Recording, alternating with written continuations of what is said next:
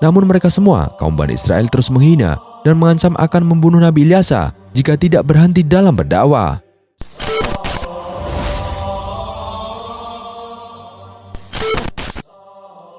Assalamualaikum warahmatullahi wabarakatuh.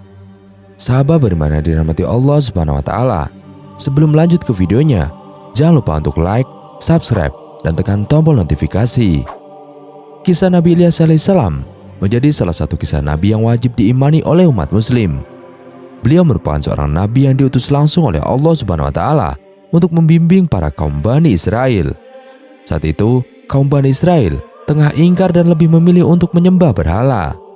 Diketahui, berhala sendiri merupakan sebuah representasi dari objek yang disembah atau dipuja oleh sekelompok orang tertentu.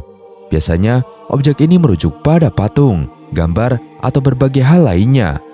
Dalam konteks cerita Nabi Ilyas alaihissalam ini, berhala yang disembah Bani Israel berupa patung.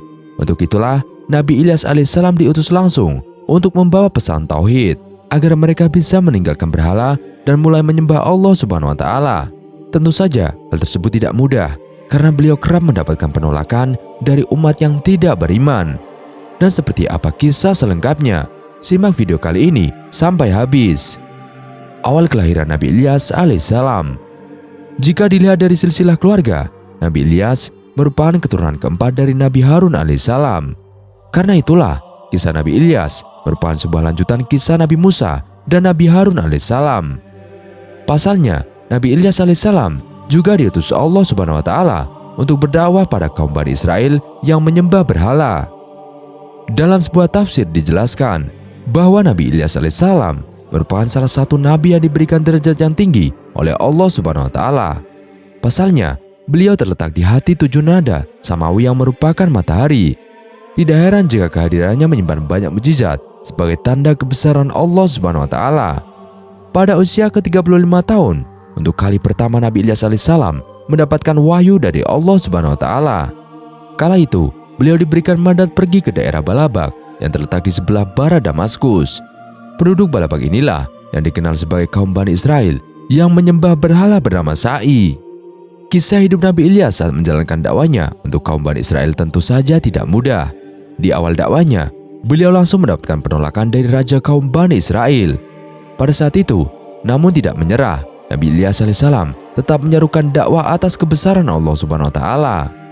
Semakin lama, semakin banyak kaum Bani Israel yang menunjukkan penolakannya pada dakwah Nabi Ilyas alaihissalam. Mereka dengan tegas mengatakan bahwa lebih mempercayai berhala bernama Sa'i tersebut. Hingga suatu ketika, bencana kekeringan muncul di tengah kota Balabak. Akibat kekeringan ini, banyak penduduk kota yang meninggal. Bani Israel yang beriman pun menganggap bahwa bencana tersebut adalah akibat dari dakwah Nabi Ilyas alaihissalam. Hal inilah yang membuat mereka berencana mengusir hingga pembunuhan kepada Nabi Ilyas alaihissalam. Karena ancaman dari Bani Israel, dari kisah Nabi Ilyas alaihissalam diketahui bahwa beliau akhirnya bersembunyi di dalam gua. Atas pertolongan Allah Subhanahu wa Ta'ala, seekor burung gagak datang memberikan persediaan makanan untuk Nabi Ilyas alaihissalam yang berada di tengah gua. Beberapa tahun sepeninggal Nabi Ilyas, bencana kekeringan di Balabak tidak kunjung usai meski sudah menyembah berhala. Hingga suatu ketika, mereka berjanji untuk mengikuti perintah Nabi Ilyas beriman kepada Allah Subhanahu wa Ta'ala. Tidak berapa lama, hujan pun akhirnya turun. Ingkarnya Bani Israel setelah bencana kekeringan berakhir. Kaum Bani Israel akhirnya percaya akan kebesaran Allah Subhanahu wa Ta'ala. Namun ternyata semua itu hanya bertahan selama berapa tahun saja. Mereka kembali ingkar dan lagi-lagi mereka menyembah berhala. Nabi Ilyas alaihissalam yang tabah pun kembali berdoa kepada Allah Subhanahu wa Ta'ala agar kaumnya bisa disadarkan. Allah Subhanahu wa Ta'ala pun akhirnya kembali memberikan bencana gempa bumi dahsyat kepada kaum Bani Israel. Sementara itu, Nabi Ilyas dan pengikutnya yang beriman sudah diperintahkan untuk pindah. Dalam kisah Nabi Ilyas, pastikan Anda juga mengetahui berbagai mukjizatnya. Adapun mukjizat Nabi Ilyas ialah sebagai berikut. Yang pertama, mendapat makanan dari langit. Salah satu mukjizatnya yaitu memperoleh makanan dari langit. Berkat mukjizat tersebut, ia dan pengikutnya bisa tercukupi makanannya meski harus hidup berpindah-pindah tempat. Saat Nabi Ilyas harus berpindah tempat, akibat kejaran dari bala tentara Raja Ahab, Nabi Ilyas mengungsi ke sebuah rumah seseorang wanita dan Nabi Ilyas pun mencari makanan setelah melalui perjalanan panjang. Setiap singgah, Nabi Ilyas pun mendapatkan makanan yang tiada henti-hentinya, baik itu dari pemilik rumah maupun burung yang membawakan roti dan daging. Makanan yang datang kepada Nabi Ilyas pun secara ajaib tidak pernah habis walau sudah ia makan. Yang kedua, Nabi Ilyas bisa mendatangkan hujan dan kemarau. Ilyas adalah salah seorang nabi yang juga mendapatkan mujizat oleh Allah Subhanahu wa taala. Mujizat-mujizat yang datang kepada Nabi Ilyas mempunyai tujuan untuk menunjukkan kekuasaan dan kebenaran Allah Subhanahu wa taala. Salah satu mujizat yang diberikan kepada Nabi Ilyas adalah mampu mendatangkan hujan ketika orang-orang Bani Israel sudah merasa sangat haus karena kemarau berkepanjangan. Hujan pun turun dengan iringan petir dan angin kencang setelah Nabi Ilyas berdoa dengan penuh keyakinan. Atas mujizat tersebut, beberapa orang dari Bani Israel lantas mulai percaya dengan pesan Nabi Ilyas alaihissalam. Terlebih, Baal tidak bisa melakukan apapun saat daerahnya mendapatkan bencana berkepanjangan. Yang ketiga, Nabi Ilyasa menghidupkan orang mati di masa kenabian Ilyasa. Kaum Bani Israel menjalani hidup dengan damai, tentram, dan taat kepada Allah Subhanahu wa taala. Namun, saat Nabi Ilyasa wafat, kaum tersebut kembali ingkar, menyembah berhala, hingga melakukan pembunuhan. Pada buku 365 Kisah Islami, tulisan Kak Tifa tertulis, di masa itu ada salah satu golongan Bani Israel yang membunuh seseorang. Sang pembunuh merasa kebingungan, mengusulkan untuk memakamkan korban di salah satu makam yang ternyata merupakan makam Nabi Ilyasa. Dengan cepat, mereka langsung memburu korban di makam Nabi Ilyasa. Saat mayat itu dilempar dan mengenai jasad Nabi Ilyasa, dengan izin Allah Subhanahu wa taala, mayat itu kembali hidup. Sungguh luar biasa kuasa Allah Subhanahu wa taala. Semoga dengan kisah ini dapat menambah keimanan kita. Yang keempat, mujizat Nabi Ilyas diangkat ke langit. Dalam beberapa riwayat, Nabi Ilyas disebutkan tidak pernah meninggal melainkan diangkat ke langit. Nabi Ilyas terbang ke langit dengan menggunakan kendaraan khusus atas izin Allah Subhanahu wa taala. Kendaraan tersebut berupa kuda putih yang terbang di atas awan. Dalam perjalanan ke langit, Nabi Ilyas bertemu dengan para nabi lainnya dan mendapatkan banyak ilmu dan petunjuk dari Allah Subhanahu wa taala. Yang kelima, mampu berlari kencang mendahului kereta. Dalam kisah Nabi Ilyas alaihissalam diketahui bahwa beliau pernah mendapatkan serangan dan dikejar oleh kaum Bani Israel. Saat itu, beliau mampu berlari sangat kencang. Saking kencangnya, kecepatannya bisa sampai mendahului kereta milik Raja Arab saat itu. Yang keenam, mampu menyembuhkan orang sakit. Dari cerita Nabi Ilyas alaihissalam juga dikisahkan bahwa beliau mampu menyembuhkan orang sakit. Adapun orang yang disembuhkan tersebut adalah Nabi Ilyasa saat masih muda. Setelah itu, Nabi Ilyas dan Ilyasa akhirnya berdakwah untuk mengabarkan kebesaran Allah Subhanahu wa taala pada lebih banyak orang. Yang ketujuh, amal ibadah yang berlipat ganda. Nabi Ilyas juga memiliki mujizat berupa amal ibadah yang berlipat ganda. Hal ini karena Nabi Ilyas mempunyai keterbatasan waktu dengan hidup berpindah-pindah tempat. Percaya pada mujizat-mujizat tertentu saja tidaklah cukup untuk mengakui kebenaran Islam. Namun ketika kita melihat betapa Allah telah memberikan kekuasaan dan keagungannya melalui mujizat-mujizat ini, kita akan menyadari bagaimana pentingnya untuk selalu berusaha mentaati perintahnya. Semoga dengan kerahmatan Allah, kita dapat menjalani hidup kita dengan penuh iman. Kisah teladan Nabi Ilyas alaihissalam dari kisah yang sudah dijelaskan di atas, ada banyak teladan yang bisa kamu ambil dari sosok Nabi Ilyas alaihissalam. Dan apa sajakah itu? Yang pertama, kesabaran. Kesabaran Nabi Ilyas alaihissalam menghadapi keingkaran kaum Bani Israel akhirnya membuahkan hasil. Saat itu, Bani Israel pun sampai rela menghancurkan semua berhala-berhala yang disembah. Yang kedua, taat beribadah. Dalam kisah Nabi Ilyas, diketahui beliau merupakan sosok yang taat beribadah. Bahkan saat menjalani pelarian akibat ancaman Bani Israel, beliau tetap konsisten beribadah kepada Allah Subhanahu wa taala. Yang ketiga, suka menolong sesama. Selama masa kenabiannya, ada banyak orang yang sudah ditolong oleh Nabi Ilyas alaihissalam. Dengan ini, maka banyak orang yang percaya kepadanya. Dalam kisah di atas, sudah jelas bahwa sosok Nabi Ilyas alaihissalam telah banyak menyadarkan kamu akan arti sebuah kesabaran. Dengan sabar, semua permasalahan hidup akan lebih mudah dijalani. Untuk itu, perlu juga diperkuat ketaatannya kepada Allah Subhanahu wa taala. Sebagai penutup, kisah Nabi Ilyas alaihissalam ini ternyata dapat menginspirasi kamu dengan banyak pelajaran berharga. Nabi Ilyas yang menjalani hidupnya dengan penuh pengabdian ini akan mengajarkan kamu akan kekuatan doa, ketakwaan pada Allah Subhanahu wa taala, hingga keteguhan hadapi ujian hidup. Selanjutnya, mari kita bahas tentang kisah Nabi Ilyas alaihissalam. Nabi Ilyas alaihissalam memang tidak akan pernah bisa lepas dari kisah Nabi Ilyas alaihissalam. Karena pada saat Nabi Ilyas masih muda, beliau tidak pernah ketinggalan mengikuti dimanapun Nabi Ilyas alaihissalam berdakwah. Bahkan, bagi Nabi Ilyas alaihissalam sudah menganggap Nabi Ilyas alaihissalam layaknya sebagai putra sendiri. Dengan berbagai macam rintangan pun telah dirasakan oleh Nabi Ilyas bersama Nabi Ilyas saat berdakwah menyebarkan agama Allah Subhanahu wa taala. Kelahiran dan silsilah keluarga Nabi Ilyas alaihissalam. Dalam kisah kelahiran Nabi Ilyas alaihissalam tidak begitu banyak sumber yang menceritakannya. Seperti yang kita ketahui, Nabi Ilyas alaihissalam hanya diceritakan bahwa beliau lahir dari keluarga yang sederhana. Beliau adalah putra dari Aktub bin Ajus dengan melihat silsilahnya yang ada. Nabi Ilyas alaihissalam adalah keturunan yang keempat dari Nabi Yusuf alaihissalam.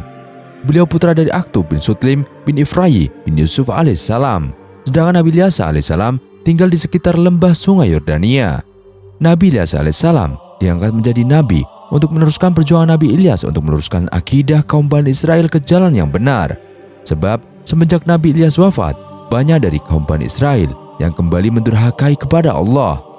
Mereka kembali menyembah berhala dan mengingkari ajaran Nabi Ilyas alaihissalam yang telah diajarkan. Mereka semua bahkan tidak takut akan azab Allah dan bertindak sesukanya untuk kembali melakukan perbuatan dosa dan kemaksiatan.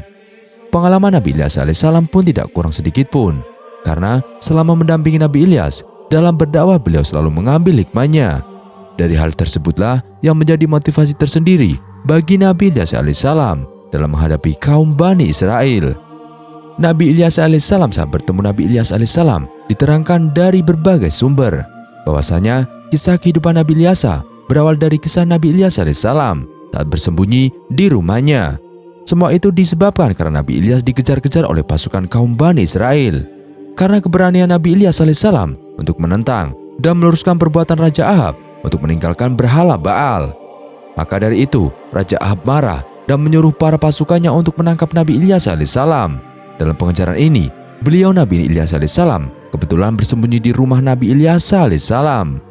Pada saat itu, Nabi Ilyas alaihissalam masih berusia remaja dan tidak bisa apa-apa karena masih diberi penyakit oleh Allah Subhanahu wa taala.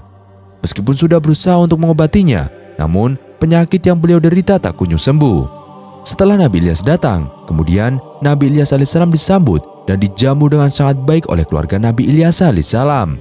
Karena kebaikan keluarga Nabi Ilyas, Nabi Ilyas pun melihat Nabi Ilyas yang sedang menderita penyakit. Kemudian Nabi Ilyas alaihissalam memohonkan kesembuhan kepada Allah untuk Nabi Ilyas. Doa Nabi Ilyas pun dikabulkan oleh Allah Subhanahu wa taala, yang mana dengan kuasa Allah, Nabi Ilyas pun langsung sembuh total dari segala penyakitnya.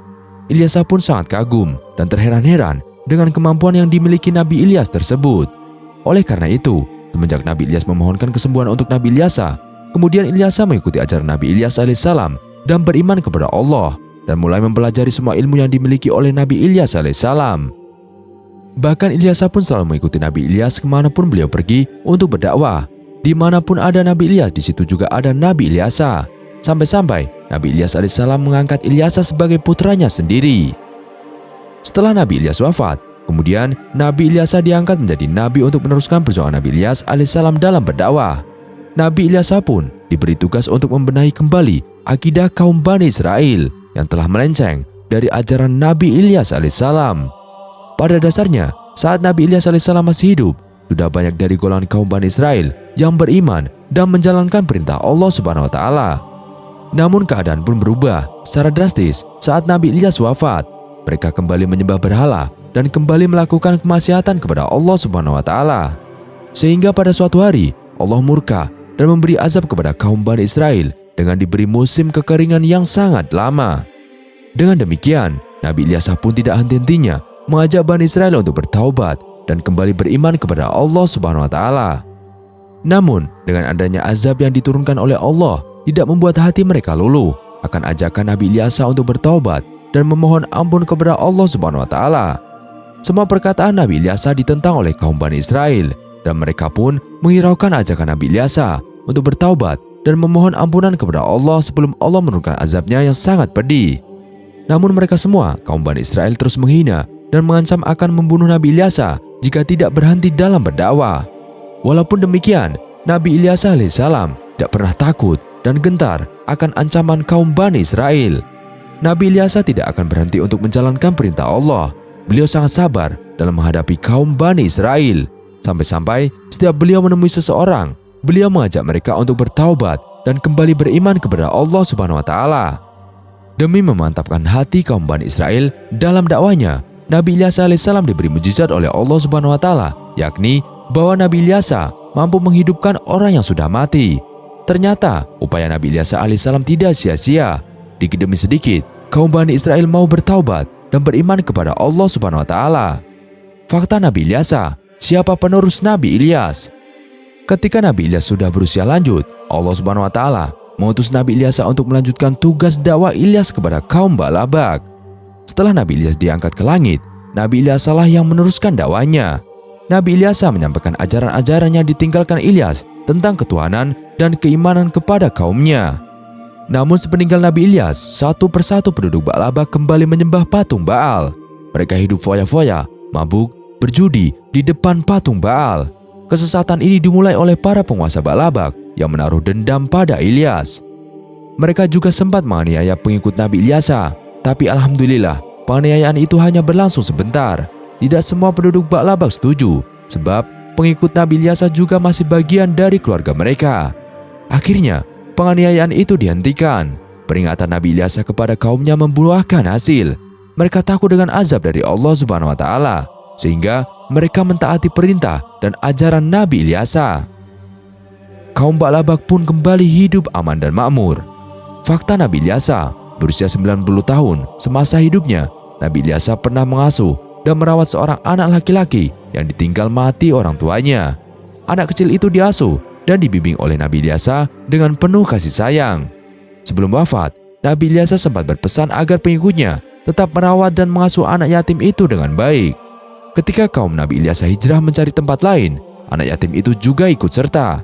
Beberapa waktu setelah Nabi Ilyasa wafat, kaum Ba'labak kembali durhaka. Karena keingkaran mereka, Allah Subhanahu wa Ta'ala kemudian melenyapkan dan menarik kembali nikmat yang diberikan kepada mereka. Dan Allah Subhanahu wa Ta'ala mengirimkan kembali azab ke kota Ba'labak dan menghukum kaum Ba'labak yang tidak pernah insaf dari kesalahan. Pada masa itulah kemudian Nabi Yunus lahir. Nabi Ilyasa termasuk nabi dari kalangan Bani Israel. Nabi Ilyasa hidup sekitar tahun 885 sampai 795 sebelum Masehi dan diangkat menjadi nabi pada tahun 830 sebelum Masehi dan wafat di Palestina. Wallahu a'lam bishawab. Sekian kisah kali ini, kurang lebihnya kami mohon dimaafkan. Yang benar, datanya dari Allah Subhanahu wa Ta'ala. Khilaf atau keliru, datanya dari saya pribadi. Wassalamualaikum warahmatullahi wabarakatuh.